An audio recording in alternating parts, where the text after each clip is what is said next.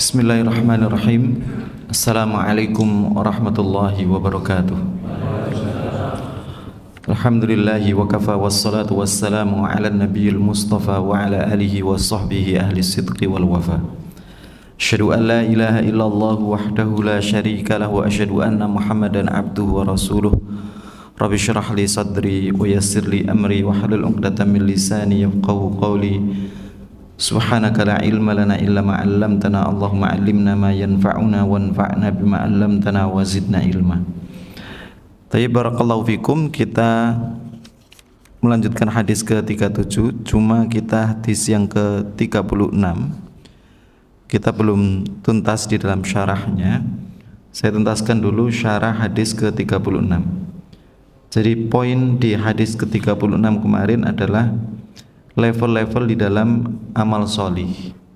Jadi dalam ibadah itu ada ibadah yang memang manfaatnya bersifat personal, ada pula yang manfaatnya untuk diri sendiri tapi juga bermanfaat untuk yang lainnya, yang sering dikategorikan oleh para ulama dengan istilah ada ibadah yang bersifat lazimah. Contoh ibadah yang bersifat lazimah seperti sholat, ya, puasa, yakni ibadah yang manfaatnya untuk diri kita sendiri, untuk pembinaan diri kita sendiri, untuk membangun diri kita sendiri. Ada pula yang ibadah sifatnya muta'addiyah, ya, sifatnya bukan kemanfaatan pribadi untuk diri kita sendiri, bukan membangun diri kita sendiri, tapi juga membangun yang lain.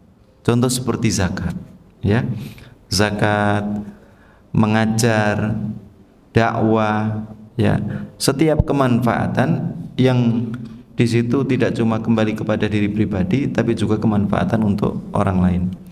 Maka di hadis riwayat Imam Muslim di hadis ke-36 kemarin, Rasulullah SAW menyebutkan urutan-urutan tersebut, di mana Rasulullah SAW menyebutkan man nafasa am mu'minin kurbatan min qurabid dunya nafasallahu lahu kurbatan min qurabi yaumil qiyamah.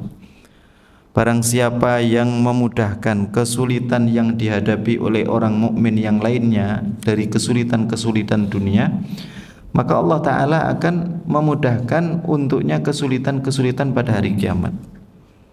Di bagian yang pertama tentang memudahkan kesulitan ini, Allah janjikan Allah akan balas dengan dia dibebaskan dari kesulitan-kesulitan pada hari kiamat. Ya, ini gantungannya adalah akhirat. Makanya penting ketika orang membangun amal solih, itu jangan selalu harapannya adalah dunia saja. Dia tidak pernah menggantungkan dengan akhirat. Mau berbuat baik kepada orang, membantu meringankan beban orang, jangan kemudian pikirannya hanya sekedar terbatas nanti saya akan dimudahkan di urusan dunia, tapi lebih banyak gantungannya ke akhirat. Karena kadang ketika dia tidak mendapatkan apa yang diharapkan di dunia, ditakutkan dia akan meninggalkan ibadah. Oleh karena itu Allah Ta'ala berfirman di dalam surah Al-Hajj, A'udzubillahi minasyaitonirrajim, Bismillahirrahmanirrahim. Wa minan nasi may ya'budullaha ala harfin fa in asabahu khairun itma'anna bih wa in asabathu fitnatun inqalaba ala wajhi khasirat dunya wal akhirah. Ada di antara sebagian orang yang beribadah kepada Allah Ta'ala, beribadahnya itu nanggung, seperti orang yang berdiri di tepian jurang, atau dalam bahasa kita, di bahasa Indonesia, ibadahnya seperti berdiri di ujung tanduk. Fa in asabahu khairun, kalau dia mendapatkan dalam ibadahnya itu kebaikan dunia, itma'an bih, dia akan tenang ibadahnya, nyaman.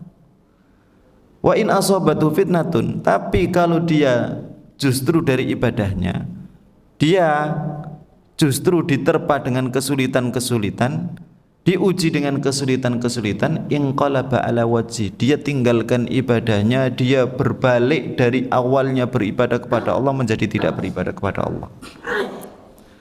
Oleh karena itu ada seorang ustadz pas minta saya untuk membantu dalam menginput materi. Itu kemudian beliau menyampaikan cerita sama saya.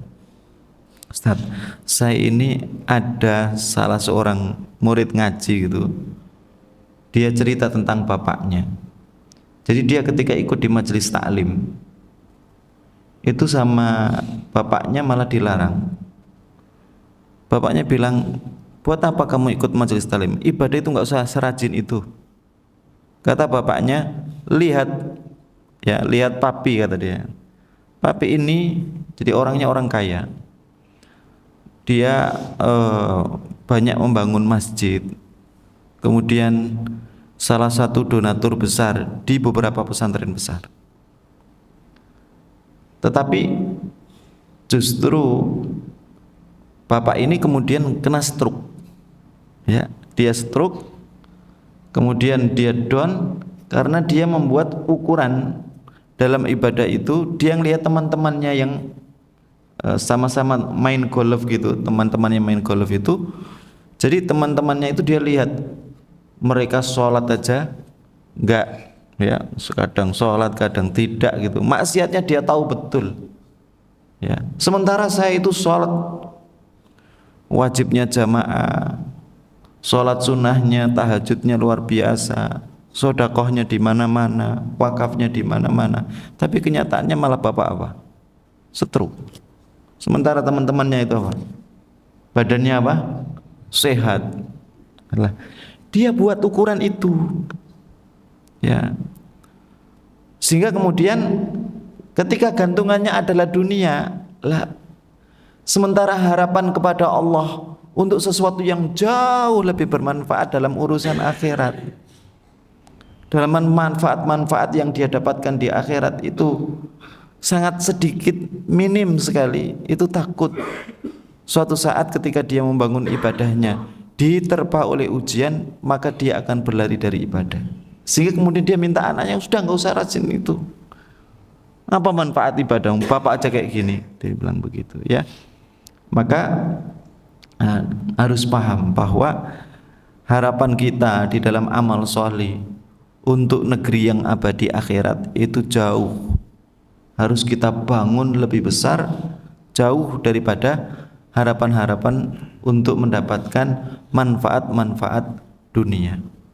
Makanya kalau kita lihat dalam beberapa riwayat tentang cerita kematian para nabi, itu justru sakaratul mautnya dahsyat. Padahal mereka adalah orang-orang yang dicintai oleh Allah Ta'ala. Nabi Ibrahim itu pernah ditanya, ma tajiduk Ibrahim, apa yang kamu rasakan saat kematian itu menjemputmu? Maksudnya sakaratul mautnya itu rasanya kayak apa? Apa jawaban Nabi Ibrahim? Ya, beliau mengatakan seperti apa?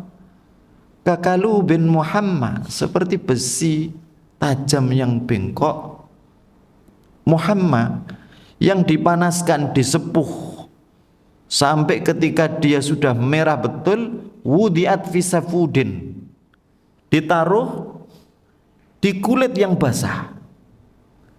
Kemudian setelah itu ditarik. Nabi Ibrahim mengatakan itu. Padahal Nabi Ibrahim yang dalam riwayatnya dikenal ketika didatangi malakul maut, Nabi Ibrahim protes. Nabi Ibrahim mengatakan, hei malakul maut, kamu tahu enggak, saya itu levelnya apa? Aku itu Khalilullah, aku ini kekasihnya Allah. Kamu berani mencabut, menyakiti kekasihnya Allah, gitu ya, kata Nabi Ibrahim. Kemudian, dan mana ada kekasih itu menyakiti apa? Kekasihnya. Maka kemudian malakul maut kembali kepada Allah, dan kemudian hujah Allah lebih telak daripada hujahnya Nabi Ibrahim azza wa jalla.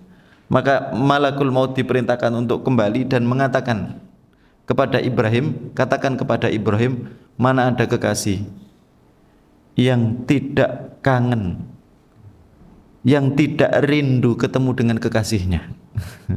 Maka kemudian ketika disampaikan itu, Nabi Ibrahim betul-betul merasa bahwa hujah Allah jauh lebih hebat daripada hujahnya. Tapi barakallahu fikum, ini orang yang dicintai oleh Allah Ta'ala aja mendapatkan ujian sakaratul maut yang berat, dan beberapa nabi diceritakan mendapatkan ujian sakaratul maut berat. Kenapa? dan ini enaknya mendapatkan balasan di akhirat. Meskipun dalam amal soleh kita tidak mendapatkan balasan di dunia, tapi nggak mungkin kalau nggak dibalas di dunia itu nggak mungkin. Cuma kita aja yang salah paham kadang, ya. Cuma kita selalu mikirnya ngatur Allah sesuai dengan kemauan kita. Pokoknya kalau saya berbuat baik ini balasannya harus begini. Emang kamu pikir yang jadi Tuhan siapa kok malah yang ngatur malah apa? Malah kita gitu ya. Logikanya kan begitu. Tayyib, maka ketika kita justru dalam amal soleh, baik amal soleh bersifat lazimah tadi yang manfaatnya untuk personal, untuk pribadi sendiri, atau amal soleh yang bersifat muta'addiyah yang bersifat apa? Manfaatnya untuk pribadi dan orang lain, maka kok kita malah di dunia ujiannya malah tambah berat. Orang nyumbang buat masjid, bangun masjid apa, kok malah diuji dengan ujian berat. Itu supaya nanti ketika kamu menikmati kenikmatan di akhirat itu jauh lebih nikmat. Karena apa? Ada nostalgia, ada romansa dulu di dunia susah. Karena apa? Saya itu kalau jadi anaknya orang kaya nggak pernah susah, nggak pernah merasakan kesulitan. Itu ketika sampai sekarang mamanya, ketika saya dapat nikmat sebesar apapun untuk mendapatkan rasa yang begitu luar biasa dalam merasakan nikmat, itu kadang hambar. Karena nggak pernah merasakan apa? Susah, ya. Beda orang yang pernah merasakan susah, nikmat sedikit aja dia rasakan, maka di situ apa? Dia bisa beromansa. Oh dulu itu saya susah. Lah itulah nanti di akhirat kita akan merasakan jauh lebih nikmat, ya. Tayyib. Makanya di hadis ini sampai kemudian disebutkan di bagian yang pertama, barang siapa yang meringankan kesulitan orang mukmin dari kesulitan-kesulitan dunia, Allah balas, Allah akan ringankan untuknya kesulitan pada hari kiamat, ya. Di sini disebutkan pada hari kiamat, gitu ya, supaya gantungan hati kita untuk negeri yang jauh, manfaat yang abadi berupa akhirat itu jauh lebih besar. Wa may yassara 'ala mu'sirin yassarallahu 'alaihi fid dunya wal akhirah. Barang siapa yang memudahkan kesulitan orang yang sulit, maka Allah akan mudahkan untuknya di dunia dan akhirat. Nah, kalau di bagian pertama itu satu contoh begini. Kalau ada orang utang ke kita, kemudian dia adalah orang yang tidak mampu bayar, pailit gitu ya. Kok kita, ya sebenarnya kita mamanya tetap menjadikan akad itu utang, meski dengan apa? Menambahi tempo lagi untuknya, memberikan waktu lagi supaya dia melunasi ketika sudah jatuh tempo. Itu di bagian kedua yang ada dalam hadis ini. Tapi di bagian pertama, kalau mamanya ya sudah saya jadikan sedekah, ini adalah di level yang pertama tadi, ya, memberikan kemudahan orang yang sulit tadi. Adapun di hadis kedua, may yassara mu'sirin, orang pailit, kemudian ketika dia jatuh tempo, sudah saatnya melunasi hutangnya, kemudian kita datang kepadanya atau dia datang kepada kita, maka ketika dia menyampaikan saya tidak bisa membayar, kemudian kita memberikan keringanan untuknya dengan cara apa? Ya sudah, kita tambahi apa? Temponya untuk kamu bisa melunasinya. Nah, ini termasuk memberikan apa? Kemudahan di jenis yang kedua. Jadi level yang pertama tadi sampai apa? Ya sudah, itu jadi sedekah. Kalau level yang kedua apa? Memberikan keringanan dengan menambahi apa? Tempo tadi. Makanya di dalam surah Al-Baqarah disebutkan, wa in kana du usratin fanadhiratun ila maisarah. Jika yang berutang itu du usrah, orang yang dia berada dalam kesulitan betul, fanadhiratun ila maisarah. Solusi yang pertama apa? Nadhirah, berikan tempo ila maisarah, sampai waktu dia diberikan kemudahan. Kemudian yang lebih hebat daripada itu apa? Wa antasaddaqu, dan hendaklah kalian sedekahkan, huwa khairul lakum, itu jauh lebih baik untuk kalian. Inilah yang membuat Sa'ad bin Mu'adz hebat. Ketika Sa'ad bin Mu'adz meninggal dunia, Rasulullah SAW melayatnya, padahal di situ cuma ada 2-3 orang. Rasulullah SAW seakan melewati kerumunan banyak orang. Ditanya sahabat, wahai Rasul, apa yang Anda lakukan? Kayak orang begini Pak, kalau biasanya melewati ini, begini tuh jalannya. Maka kemudian Rasul menyebutkan ada para malaikat tadau ajnihataha, yang mereka meletakkan sayap-sayapnya sebagai penghormatan untuk kematian Sa'ad. Apa istimewanya sahabat Sa'ad bin Mu'adz? Ketika dia sakit sebelum ajalnya, dia lihat, ini teman-temanku mana? Kok mereka enggak menjengukku? Maka kemudian pembantunya diminta untuk budaknya diminta untuk mencari tahu kenapa mereka enggak datang kepada Sa'ad bin Mu'adz padahal dia sedang sakit keras. Maka kemudian budaknya pulang menyampaikan, innahu mustahyu minka liduyunin alaik. Mereka malu, bukan mereka enggak mau jenguk, tapi mereka malu. Kenapa? Teman-teman dekatnya ini pada ngutang sama siapa? Sa'ad bin Mu'adz, sehingga enggak malu untuk jenguk. Maka kemudian coba lihat bagaimana Sa'ad bin Mu'adz.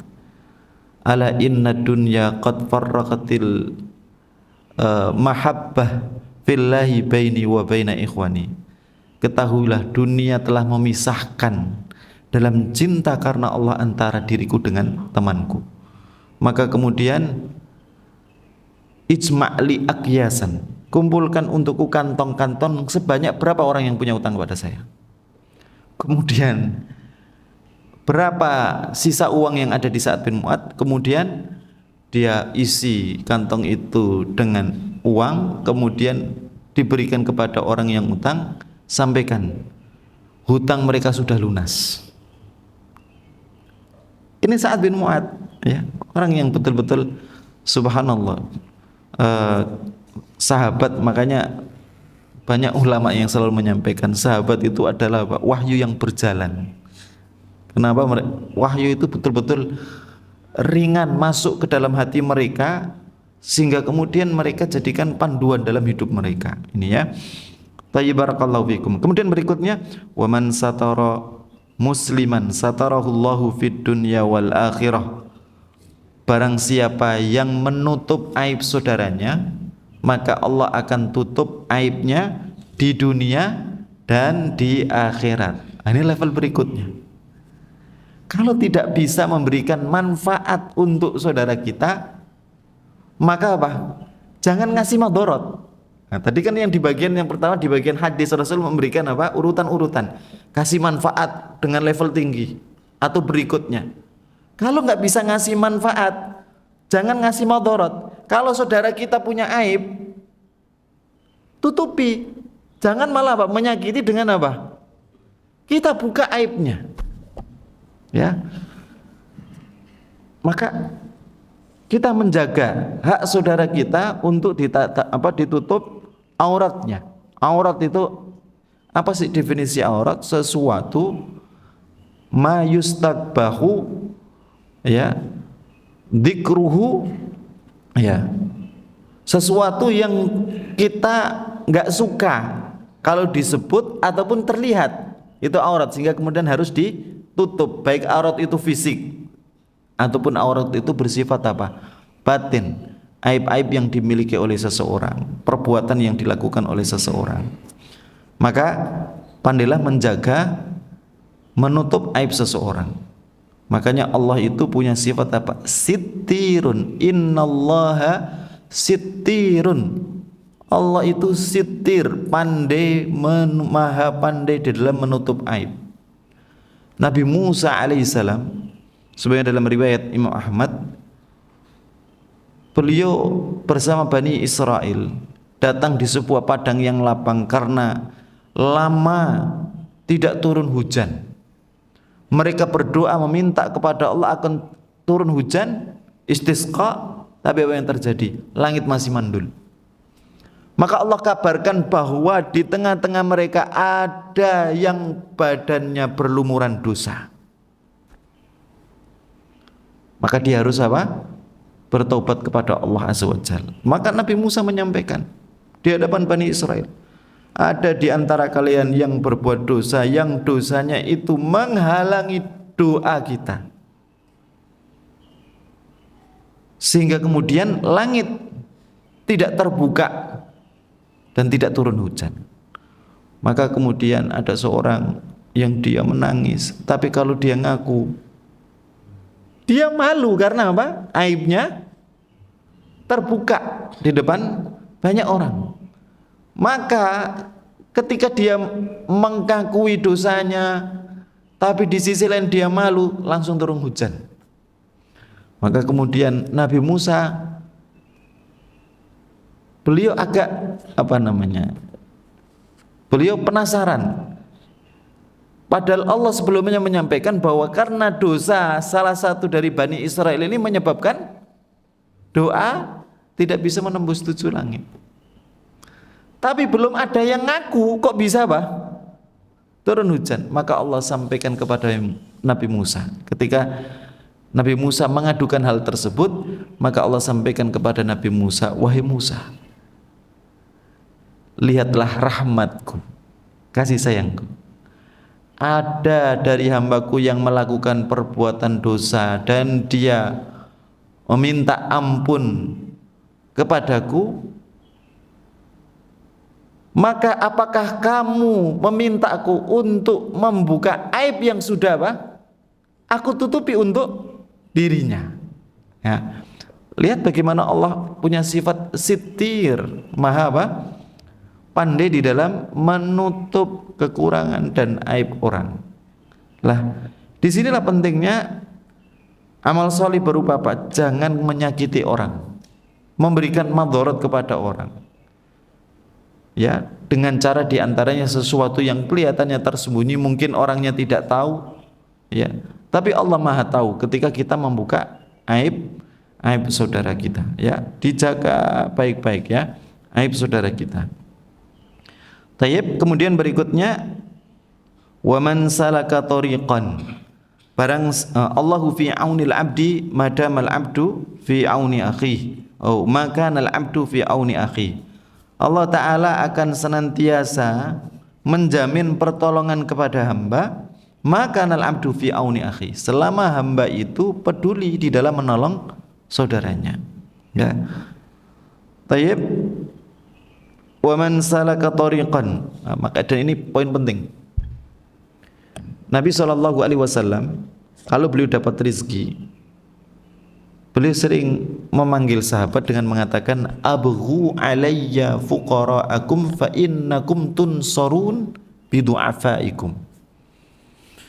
Carikan untukku orang-orang yang du'afa. Kemudian Nabi menyampaikan, karena kalian itu ditolong melalui orang-orang du'afa yang ada di tengah kita.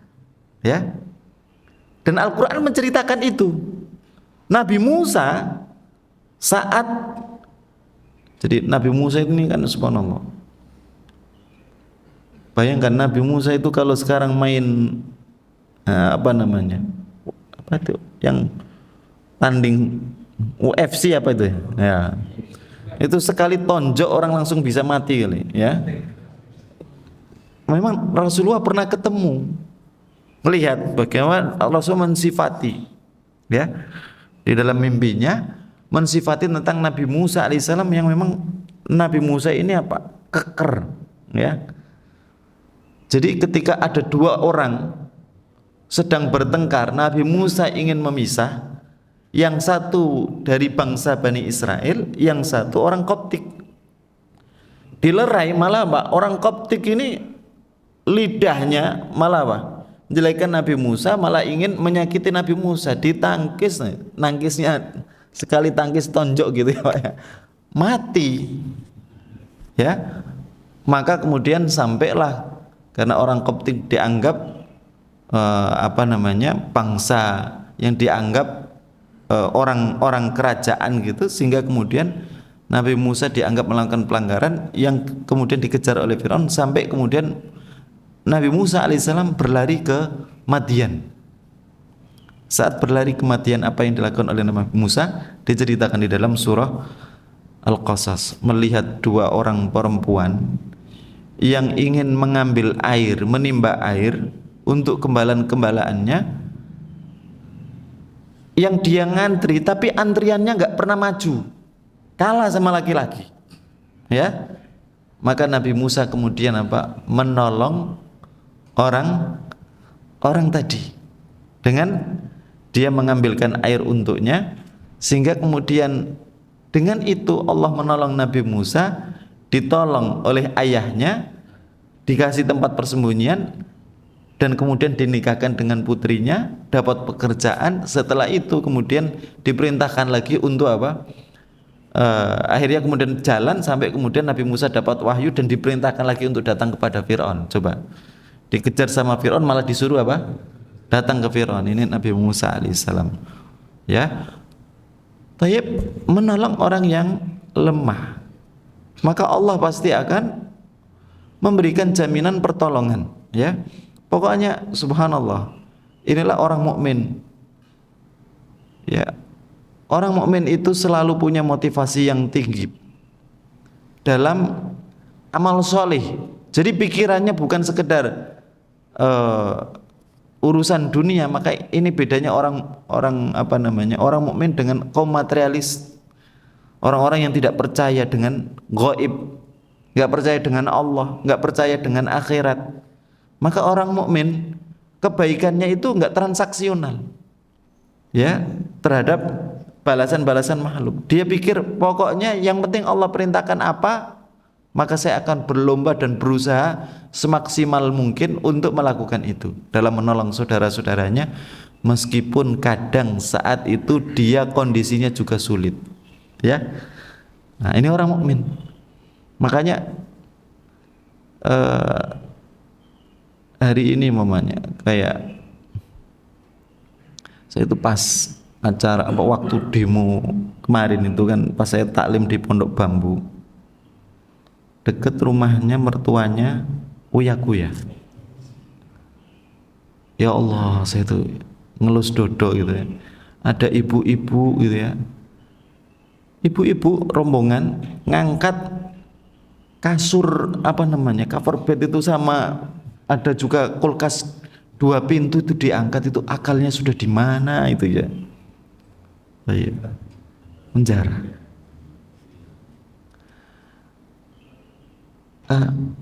Jadi masalah utama adalah, tidak selalu kok masalah utamanya itu adalah masalah ekonomi. Tapi masalah utama adalah iman dan mental seseorang itu dibangun seperti apa. Karena di setiap zaman kefakiran itu akan tetap ada, Pak. Ya.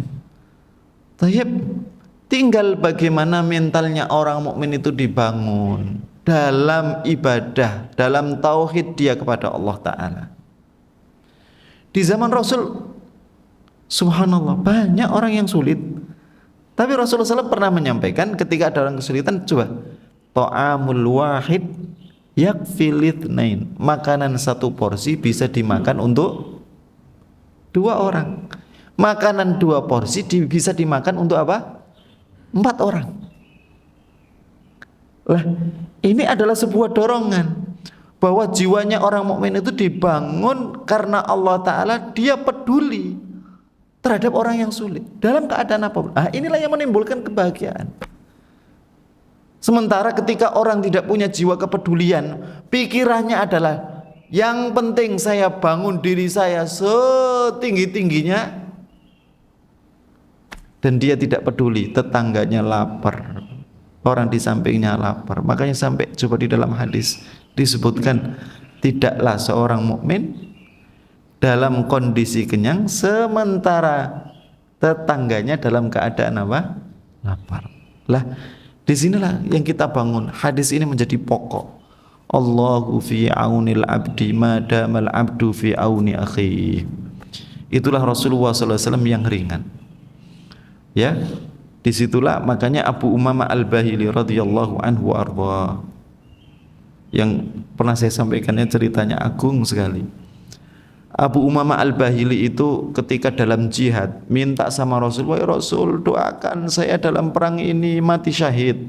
Tapi malah didoakan Rasul, ya Allah, buat Abu Umamah Al-Bahili ini pulang bawa banyak ghanimah dan selamatkan dia. Akhirnya selamat tanpa luka. Dalam perang pulang, yang lainnya terluka, ada yang gugur mati syahid, dia malah apa?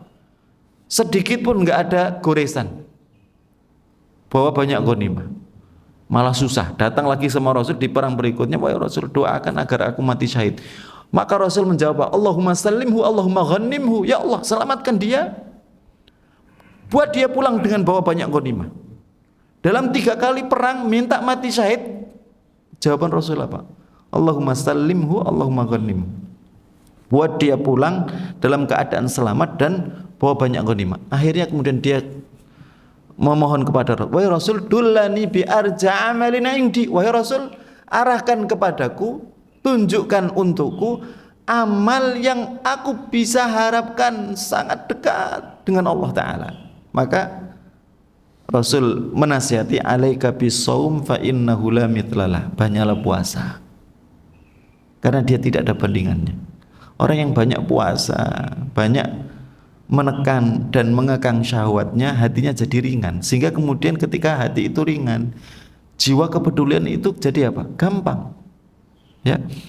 Maka diceritakan pasca wafatnya Rasulullah SAW di zamannya Umar, Abu Umamah Al-Bahili ini ditugaskan di Homs.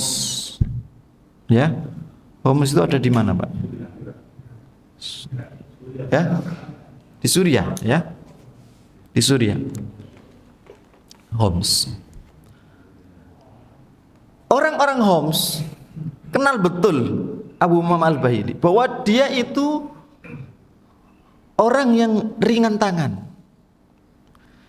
Kalau mereka punya masalah, maka mereka pasti akan bertamu ke rumahnya Abu Umamah Al-Bahili. Karena apa? Di situ diseriwayatkan oleh Ibnu Jarir At-Tabari menceritakan tentang Abu Umamah Al-Bahili. Beliau mengatakan, fa innahu la yaruddu may yastadhifu. Dia tidak pernah menolak orang yang pengen meminta dijamu dan meminta bantuan, walau kana fi darihi busalatun, meskipun di rumahnya hanya tinggal 1 siung bawang, maka akan dia kasih. Pada saat dia puasa, maka dia punya pembantu, punya budak majusi yang dia sangat kekeh dengan kemajusiannya, sampai di tangannya itu ada pita hitam yang mengikat tangannya sebagai bentuk bahwa dia tidak akan keluar dari kemajusiannya selama-lamanya. Maka ketika itu di rumahnya hanya tinggal 3 dirham. Maka saat dia puasa, ada orang datang ke rumahnya, bertamu, menyampaikan hajatnya, maka 1 dirham itu dikasih sama orang yang bertamu tadi. Kemudian setelah itu datang tamu lagi, maka budaknya mengatakan, jangan kamu terima tamu lagi, kami tidak tahu nanti kalau kamu buka itu pakai apa. Nggak bisa beli gorengan, Pak, ya, karena 3 berapa dirham. Maka kemudian datang tamu itu, tamunya menyampaikan hajatnya, dikasih hingga tinggal 1 dirham.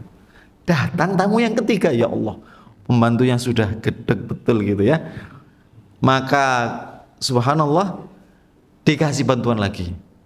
Maka pembantunya ngomel gitu ya. Ketika mau maghrib, Abu Umamah Al-Bahili datang ke masjid. Maka pembantunya ini saat bersih-bersih didapatkan di bawah ranjangnya Abu Umamah Al-Bahili ada 300 dirham.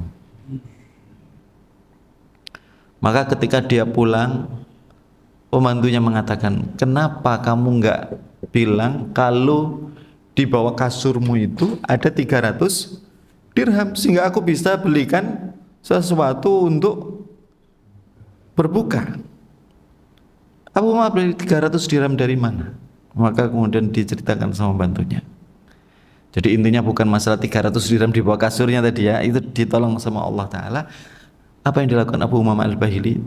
Karena hatinya sangat ringan sekali, separuhnya dikasih sama pembantunya, kemudian yang lain dia bagi-bagi sehingga tinggal 3 dirham lagi. Ini Abu Umamah Al-Bahili. Maka kemudian melihat Abu Umamah Al-Bahili seperti ini, si budaknya Majusiyah tadi kemudian apa? Dia masuk Islam dan kemudian dimerdekakan oleh Abu Umamah Al-Bahili dan pitanya dia lepaskan. Ya. Tayyib. Ini sifatnya Abu Umamah Al-Bahili. Kemudian hadis berikutnya, lafaz berikutnya, ya. Nah, ini level amal berikutnya. Wa man salaka tariqan yaltamisu fihi ilman. Barang siapa yang menempuh jalan untuk mencari ilmu, sahalallahu lahu bihi tariqan ilal jannah. Ini lafaz hadis yang masyhur ya. Maka Allah Ta'ala akan memudahkan dengan dia menempuh jalan ilmu tadi, Allah akan mudahkan untuknya menempuh jalan menuju surganya Allah Ta'ala. Maka surga itu salah satu jalannya di dunia ini adalah jalan apa? Ilmu. Disinilah penting kita menjadi orang yang cinta ilmu. Kalau bisa jadi maniak dengan ilmu. Manfaatkan waktu-waktu kita untuk mengarungi ilmu, ya. Makanya Bapak sekalian dirahmati Allah, yo saya realistis lah untuk bapak-bapak gitu. Yang penting Bapak tahulah standar amal yang wajib, yang fardu itu apa. Mamanya mengerjakan ibadah yang dalam ibadah itu ada susunan rukun dan syarat, Bapak harus ngerti itu, diilmui. Sholat, banyak orang berdebat dalam urusan sholat itu dalam hal-hal yang tidak krusial. Ini gimana? Saya turun mau sujud itu dahulukan lutut atau dahulukan tangan. Tapi ketika ditanya rukun dan syarat, syarat wajib, syarat nggak ngerti. Padahal itu yang krusial, yang pokok, nggak dia ilmui. Karena apa? Sibuk dalam urusan perdebat. Kenapa? Ilmunya tidak taksil. Para ulama mengatakan ilmunya itu tidak belajar dari dasar. Padahal yang dasar apa? Ngerti yang sesuatu itu adalah yang pokok, yang dasar, mana rukun, mana syarat. Kenapa saya bilang rukun dan syarat? Karena itu berhubungan dengan ibadahmu batal ataukah tidak, sah ataukah tidak. Ya. Maka belajar dari hal yang dasar, rukun, syarat, hal yang membatalkan. Saya itu subhanallah ada jamaah umroh Pak, itu sukanya debat dalam hal-hal yang saya lihat, waduh, tak biarin aja deh. Ya, mau diingatin gimana? Saat umroh, ini padahal baru umroh pertama,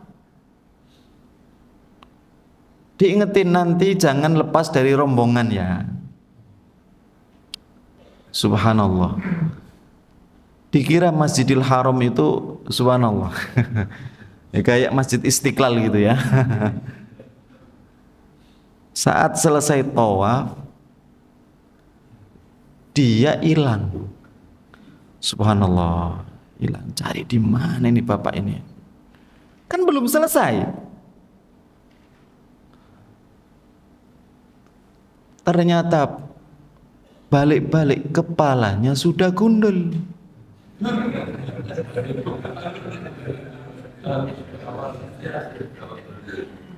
Ya Allah, saya ini ya Allah. Loh Pak, kok kepala bapak sudah gundul?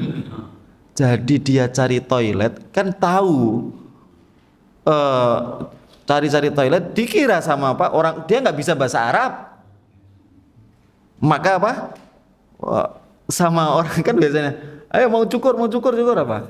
Akhirnya dia dicukur. La ilaha illallah.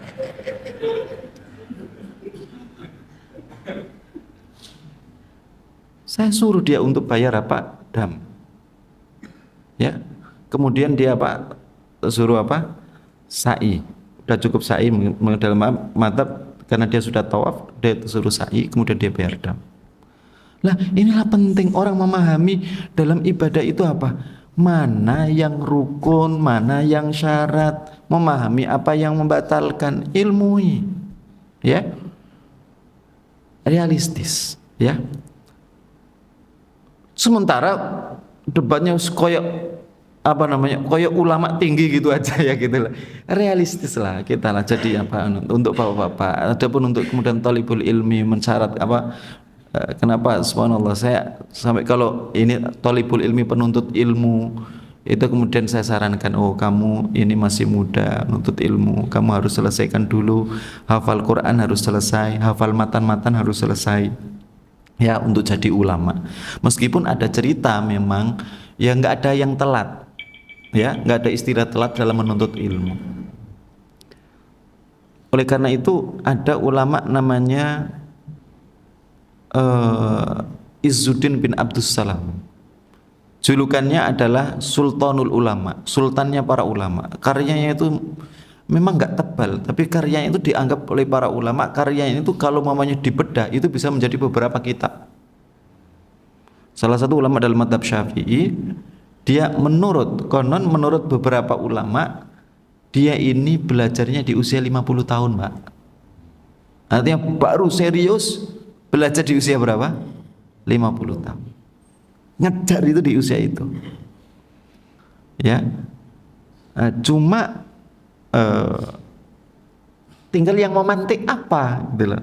Kadang orang ya kalau dia dapat pantikan gitu kan biasanya apa? Dia akan mengejar dari ketertinggalannya. Tapi kalau orang yang kemudian merasa ya udah yang penting saya standarnya, udah saya juga nggak memaksakan. Yang penting bapak apa? Mengilmui dalam setiap aktivitas perbuatan bapak itu boleh dan tidaknya, haram dan tidaknya itu diilmui lah. Berkaitan dengan ibadah, berkaitan dengan muamalah itu sah ataukah tidak. Bapak yang berbisnis, ini dalam bisnisnya, dalam transaksinya, ini masuk dalam alamat transaksi apa, sah dan tidaknya itu seperti apa, itu paling tidak diilmui lah, ya. Maka itu jalan menuju surga, ya.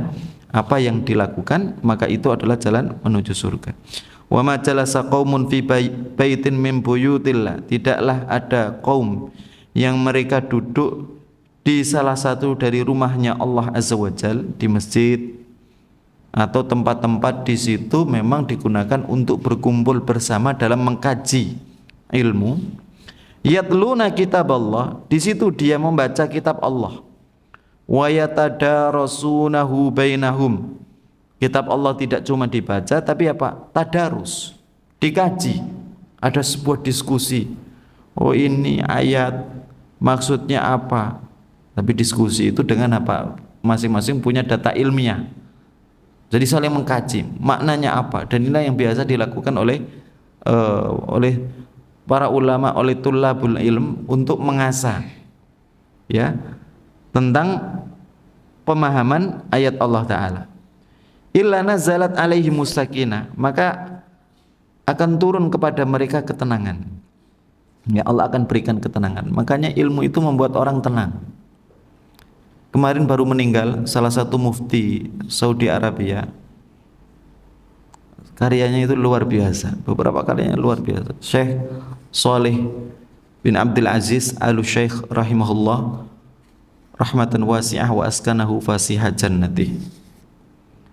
Beliau ini buta dari sejak kecil, tapi apa? Hafalannya luar biasa. Ya. Banyak hafal kitab-kitab madhab dan hafal apa? Kutubul hadis. Ilmu lughahnya, ilmu bahasanya, dari nahwunya, balaghahnya luar biasa, terlihat dari beberapa karyanya. Saat beliau sakit yang ada pendarahan gitu ya di rumah sakit, maka sama apa namanya perawat dan dokter, beliau diminta untuk istirahat total di rumah sakit tersebut. Maka beliau mengingatkan apa? Perawatnya, saya yang paling tahu dengan sakit saya. Maka dia panggil, mana murid-murid saya, mana murid-murid saya. Beliau minta apa? Murid-muridnya untuk membacakan kitab, karena beliau buta kan, untuk membacakan samaan kitab dalam kondisi sakit. Kenapa? Nah, sudah mania, orang kalau sudah mania ilmu itu susah ya, untuk apa? Berpisah dengan ilmu.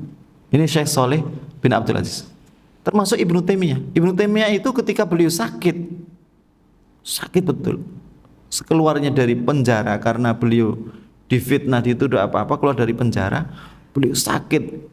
Di situ ada bekas-bekas luka dari penjara, beliau sakit. Maka dokter menyarankan beliau untuk istirahat total. Beliau nangis. Ditanya, kenapa Anda menangis wahai Syekh? Ibnu mengatakan, wahai tabib, bukankah orang itu kalau sakit kemudian obatnya itu adalah hati, artinya madarul. Makanya kata Ibnu Qayyim, madaru ad-da'i wa dawa al-qalb, pusaran sembuh dan pusaran sakit itu ada di hati. Makanya orang sakit kok hatinya stres malah tambah sakit ya. Makanya penting sekali para dokter itu dalam komunikasi, interaksi dengan pasien, sentuh dulu hatinya ya, dengan nasihat-nasihat yang baik gitu ya, buat dia ridho gitu ya, yakin kepada Allah Ta'ala. Itu penting, karena itu akan membantu kesembuhannya. Maka Ibnu Taimiyah mengatakan, bukankah ya pusaran sakit dan sembuh itu di hati? Kata dokter iya, kata tabibnya iya. Bukankah kalau hati itu ketemu dengan kekasihnya, maka dia akan apa? Maka dia akan merasakan kenikmatan, dia tenang, dia senang, sehingga membantu kesembuhannya. Iya. Kalau jauh, maka akan membuat dia menderita, malah tambah sakit. Ya. Maka kemudian Ibnu Taimiyah mengatakan, aku menangis karena Anda suruh saya istirahat total, sementara aku tidak bisa jauh daripada apa? Ilmu. Ya. Ibnu Taimiyah ini ulama yang kalau Bapak pernah mendengar cerita beliau masuk ke khala, masuk ke toilet, itu aja waktunya masih dimanfaatkan, muridnya dari luar disuruh apa? Baca. Ya. Ini ya, makanya subhanallah, orang yang sudah maniak dengan apa? Ilmu. Kenapa? Dia merasakan ketenangan dengan ilmu itu ya. Merasakan ketenangan dengan ilmu. Wa ghasyiyatuhumur rahmah, dan mereka akan diliputi oleh rahmat Allah Ta'ala. Ini ya, makanya orang yang duduk ya kayak kita di majelis ini diliputi oleh apa? Rahmat Allah Ta'ala. Wa haffathumul malaikah, dan para malaikat itu akan menundukkan sayap-sayapnya untuk mereka. Wa dzakarahumullahu fiman indah, Allah akan menyebut-nyebut nama mereka di makhluk yang di dekatnya, di sisinya. Subhanallah, disebut sama yang menciptakan kita, sama Allah Azza wa Jal, zat yang memiliki kedudukan yang paling agung, yang paling tinggi. Bapak aja kalau mau disebut sama presiden, itu loh saya suka sama dia, ini sama dia, rasanya kayak apa gitu ya. Apalagi kalau apa? Allah suka menceritakan fulan kada wa kada, oh fulan dia suka duduk di majelis ilmu, kalau duduk nggak ngambil di pojokan, nggak ngantuk di depan gitu ya, kan seneng gitu. Tayyib, barakallahu fikum. Wa man bata'a bihi amaluhu lam yusri bihi nasabuh. Ini penting sekali. Siapa yang dia lambat dalam amal, nggak sungguh-sungguh, nasabnya itu nggak ngasih pengaruh. Makanya hari ini subhanallah banyak orang bangga dengan apa? Saya keturunan kiai, Gus siapa, Gus siapa. Tayyib, meskipun kamu keturunannya ulama, keturunannya nabi, tapi kalau kamu amalmu itu jauh daripada Allah, nasabmu itu nggak ada gunanya. Ya, makanya Allah menggambarkan, ini menunjukkan apa? Allah itu adil. Siapa yang bersungguh-sungguh karena Allah, Allah akan kasih. Makanya Allah memaklumatkan kepada kita Imam Bukhari. Maka Imam Bukhari sampai disebut dalam kitabnya bin Bardasbah. Enggak ada orang Arab apa? Namanya apa? Bardasbah. Bardasbah ini kakeknya Imam Bukhari yang dia adalah budak yang kemudian merdeka masuk Islam. Ya. Maknanya apa? Imam Bukhari itu bukan keturunan ulama loh. Ya. Dan keturunan ulama bukan orang Arab. Bukan keturunan apa? Rasul. Tapi Allah Ta'ala memberikan kemuliaan dan derajat untuk Imam Bukhari karena beliau mengambil bagian di dalam agamanya Allah ini dengan apa? Beliau menjadi pejuang di dalam sumber yang kedua di dalam Islam, yakni berjuang dalam apa? Ilmu hadis. Ya. Oleh karena itu disinilah orang nggak perlu kemudian mikir, kenapa? Itu bukan pilihan. Disinilah enak kita jadiin. Kenapa saya nggak jadi anaknya Syekh Abdul Aziz bin Abdullah bin Baz ya? Nah, gitu. Loh, itu bukan pilihan kamu kok. Itu pilihan Allah Ta'ala, gitu ya. Bukan jadi anaknya Kiai apa. Oh, itu bukan pilihan kamu. Itu pilihan Allah Ta'ala. Supaya apa? Kamu bersungguh-sungguh dalam dinnya Allah Azza wa Jalla. Ini.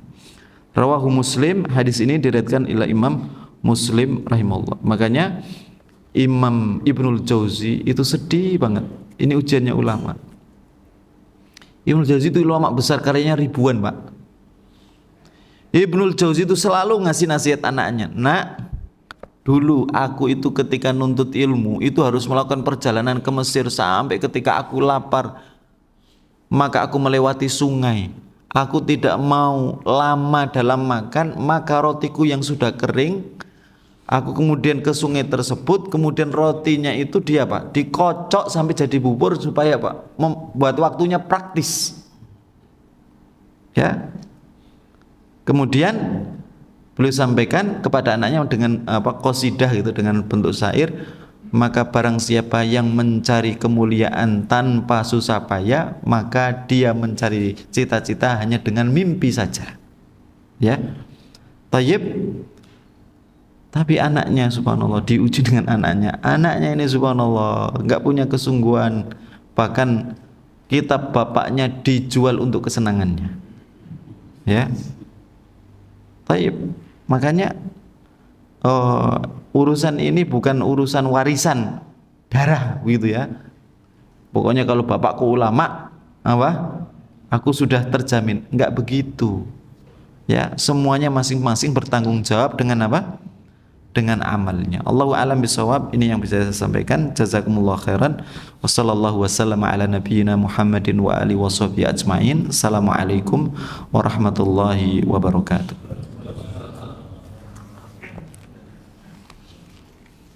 Ada pertanyaan, Pak? Enggak ada ya? Cukup ya.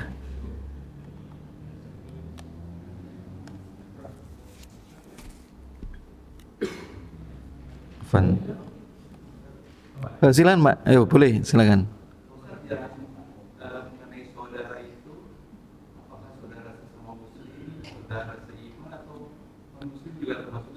Ya, kalau menolong orang itu tolong siapa yang punya, Pak? Yang penting dia makhluk. Iya, kalau menolong. Nabi Ibrahim kan pernah, Pak. Rasulullah SAW kan membantu siapapun gitu loh. Cuma secara interaksi kalau orang iman, orang mukmin itu karena apa? Hubungan cinta sesama iman yang loyalitasnya jauh lebih tinggi.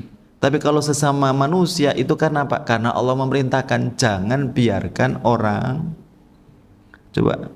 Kan hadis tentang wanita yang nolong, ini ditolong anjing loh, Pak. Anjing, binatang yang liurnya itu najis mughaladhah. Ya, apalagi manusia. Ya.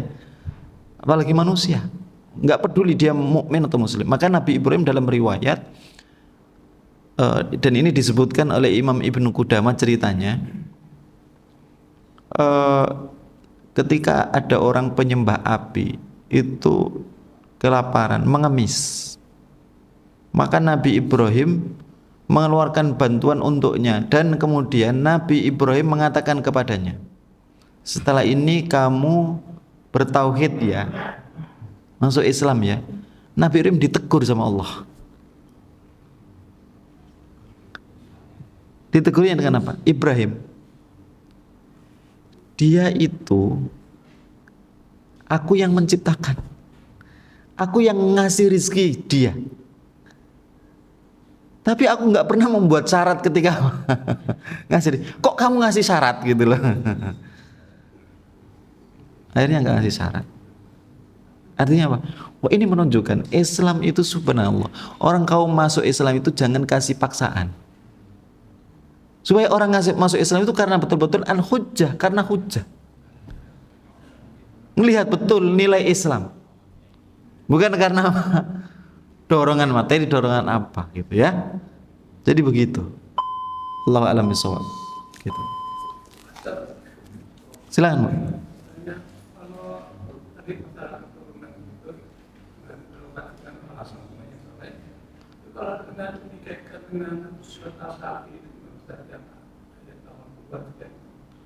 Ya, itu untuk bapak melakukan amal soleh itu salah satu balasannya adalah apa?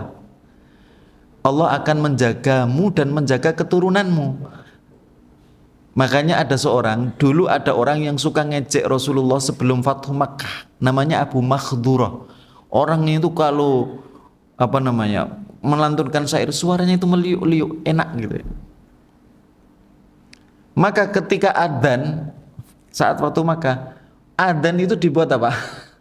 Ngejek Rasul dengan apa? Jadi meledek adzan. Tapi ketika Fathu Makkah sudah tuntas semuanya, maka Rasul nyari mana Abu Makhdurah. Kemudian Abu Makhdurah malu sekali karena sebelumnya apa? Ngecek. Kemudian dia masuk Islam, maka Pak Rasul nugasi Abu Makhdurah untuk adzan. Adzan pasca apa? Rasulullah dan kaum muslimin yang sudah hijrah balik ke Madinah. Maka yang adzan di Makkah adalah Abu Makhdurah. Maka dia senang sekali ditugasi apa? Adzan. Maka 7 turunan jadi muadzin. Ya. Nah, memang disebutkan dalam apa? Surah Al-Kahfi. Yang sebagian tafsir meskipun tafsirnya dhaif, lemah. Ya. Tapi ya bisa diambil pelajaran dan itu boleh gitu loh.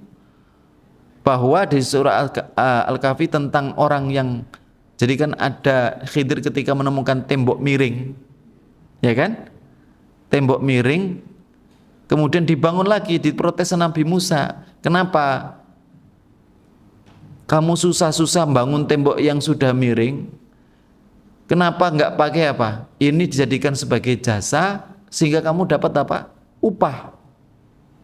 Maka kemudian Khidir nanti menjelaskan bahwa ini di tembok ini ada harta yang ditanggalkan oleh orang tua untuk anak-anaknya. Orang tua ini solih, ya. Jadi harta ini milik 2 anak yatim yang diwariskan oleh orang tuanya yang solih. Sebagian tafsir mengatakan orang tuanya itu bukan orang tua langsung, tapi orang tua maksudnya kakek kesekian, yang kemudian diwarisi oleh anak yatim yang kesolihannya sama, gitu ya. Lah, itu sah benar, tapi maksud hadis ini apa?